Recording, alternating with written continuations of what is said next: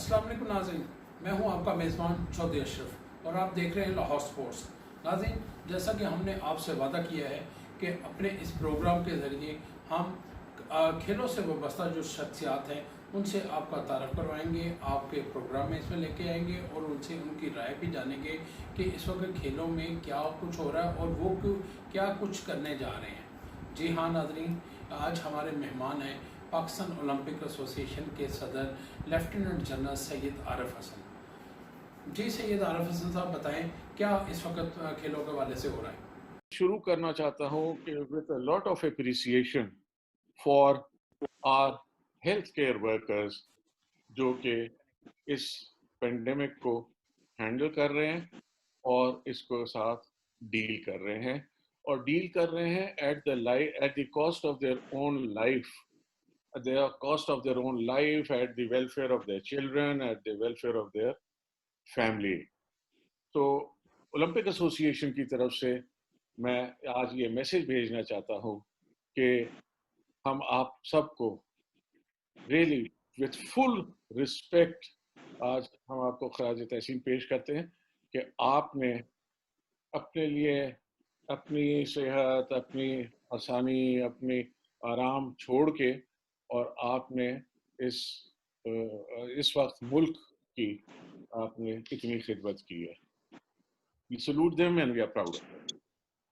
क्योंकि बीमारी की बात हो रही है, इसमें बीमारी में एक बड़ी अजीब इस बार पहली दफ़े मेरा ख्याल हुआ है ये कि इतने लार्ज स्केल पे अफेक्ट हुआ और पूरी दुनिया में हर किस्म की एक्टिविटी वगैरह एट अ स्टैंड स्टिल आ गई, जिसमें स्पोर्ट्स भी शामिल है।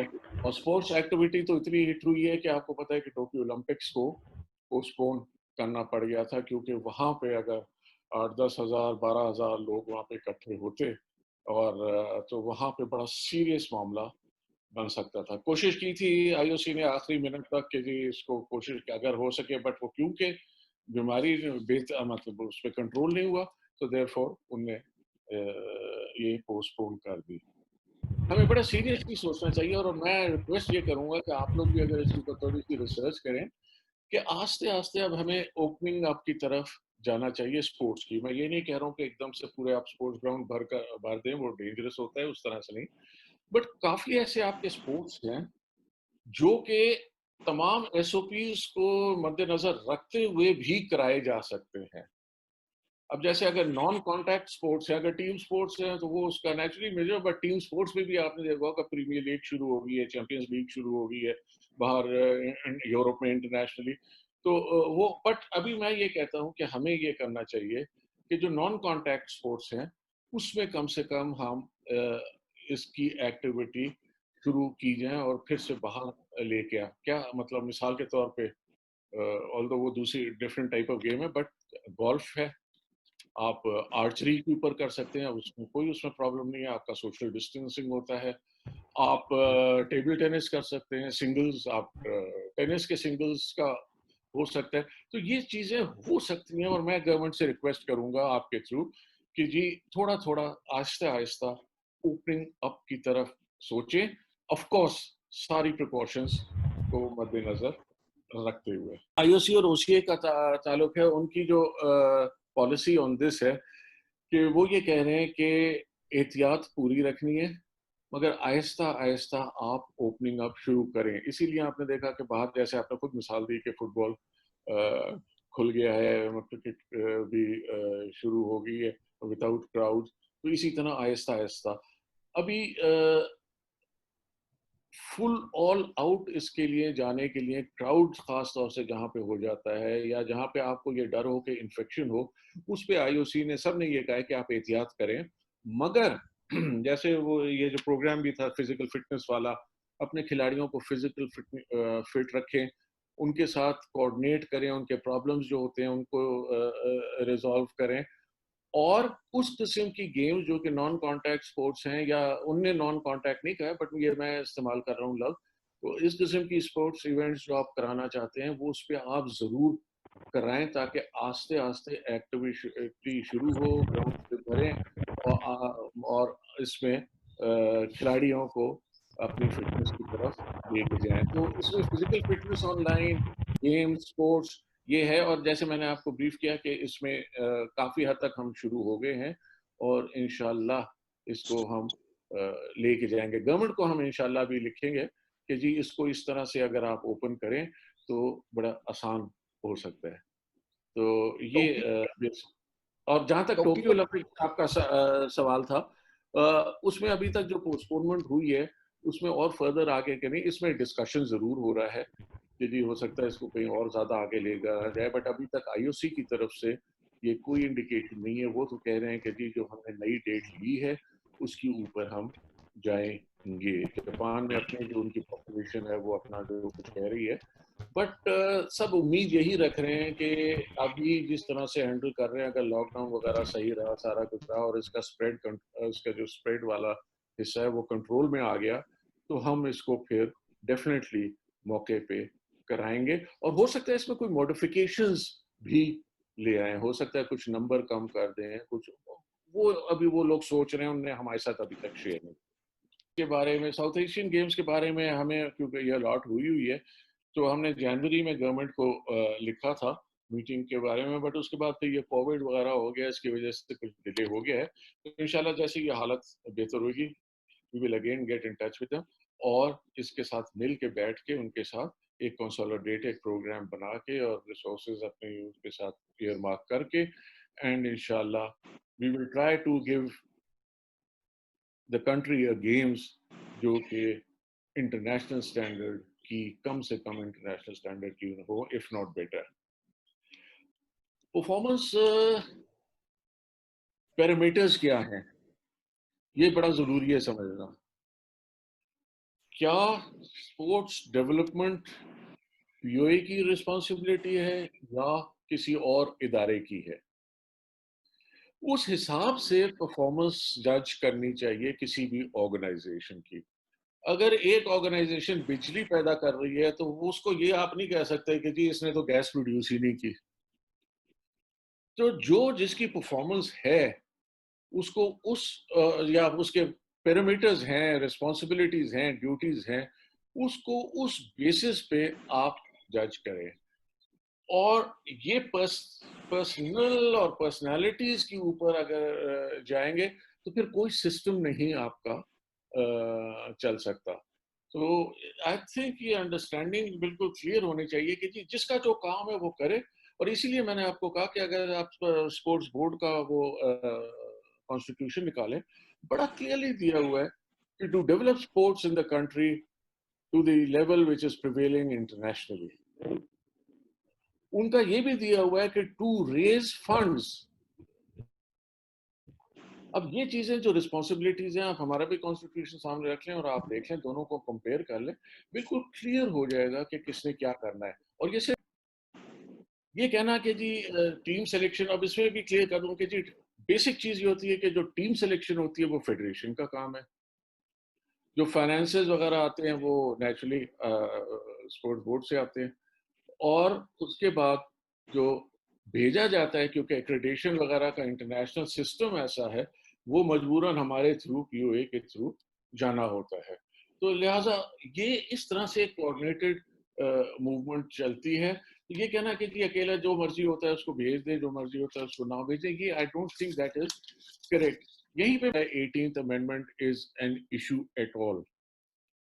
میرے حساب سے at the federal level, the federal government is still responsible for the development of elite athletes. کیونکہ ٹیمیں تو ان کے انڈر جائیں گی نا, ان کو پنجاب یا سندھ یا بلوچستان تو نہیں بھیجے گا, ٹیمیں تو ان کے حساب سے. So therefore the training responsibility of the elite team, elite players, elite athletes still remains the responsibility of the federal government. نیچے کیا آ رہا ہے اس کی میں ابھی بعد میں بات کرتا ہوں. اب یہ کہنا بالکل ہر چیز کو چھوڑ دینا کہ جی اب تو ڈیوالو ہو گیا. اسپورٹس ڈیوالو ہمیشہ سے, جیسے میں نے کہا تھا, آپ کے ہمیشہ ڈسٹرکٹس میں گیمیں ہوتی تھیں اور پروونسز اس کے بیچ میں آتے تھے, اور فیڈریشنز کے جو پروونشل ایسوسیشنز ہوتی تھیں وہ اس کو سارا ہینڈل کرتی تھی. بٹ جب فیڈریشن کی بات ہے اور ایلیٹ ڈیولپمنٹ ہے, so then the federal government has to come in. دوسری آپ نے کہا کہ گرانٹس کا, وہ اسی کے ساتھ کنیکٹڈ ہے کہ جی grants are on a need basis. पहले तो हम देखें ना कि हमने अपने खिलाड़ी को डेवलप कैसे करना है, क्या क्या रिक्वायरमेंट्स हैं एथलीट के डेवलपमेंट के लिए, और उस हिसाब से अपना फिर बजट बनाएं. और अगेन जैसे पहले भी यहाँ पे बात हुई है कि billions of rupees are being, or dollars etc are being spent on sports development all over the world. हम सिर्फ इस चीज में फंस गए हैं कि जी किसने क्या करना है क्या नहीं करना. तो इसको अगर हम कोई थोड़ा सा सोच समझ के अगर इसके ऊपर चले तो आपका काम बहुत बेहतर हो सकता है. क्योंकि इसी का जहां तक ताल्लुक है वो क्या उसमें कोई टेन्योर रिस्ट्रिक्शन नहीं है. वो कहते हैं कि ये एक जनरल काउंसिल की डिसीजन है कि वो किसको इलेक्ट करता है किसको नहीं इलेक्ट करता है, एक दफे करता है 6 दफे करता है. Although it will not be appropriate, और मैं उसको गवर्नमेंट के साथ लिंक नहीं करना चाहता, बट आपने खुद भी तो प्राइम मिनिस्टर की भी तो टेन्योर रिस्ट्रिक्शन हटा दी है ना. वो मतलब ये कहना ये आपकी एक असेंबली का एक जनरल काउंसिल का डिसीजन होता है. आईओसी चार्टर के तहत कोई वायलेशन इसमें नहीं हो रही. और जहां तक परफॉर्मेंस पैरामीटर्स है, परफॉर्मेंस पैरामीटर्स उस चीज पे जज करे जो कि पीओए ने करना है और जो कि पीओए को करना चाहिए. उसमें आई कैन वेरी प्राउडली से कि हमने बहुत ज्यादा आगे थे. आपको ये पता है कि इस वक्त पूरे एशिया में ओलंपिक काउंसिल ऑफ एशिया में सबसे ज्यादा रिप्रेजेंटेशन जो है वो पाकिस्तान की है, बोर्ड की. ये नया बोर्ड बिल्कुल बना है, और इसमें अब कब मीटिंग होती है कब नहीं होती, ये मैं इसमें एक चीज कहूँ कि जी बोर्ड की जो इफेक्टिवनेस है ना उसकी तरफ ज्यादा जोर देना चाहिए कि जी जो डिसीजन मेकिंग प्रोसेस है, जो गवर्नेंस प्रोसेस है, वो बोर्ड की तरफ से होना चाहिए. और बोर्ड की अगर साल में एक दफे मीटिंग हुई तो फिर उसका कोई फायदा नहीं. बड़ी रेगुलर मीटिंग्स होनी चाहिए और उसमें पॉलिसी डिसीजंस होने चाहिए.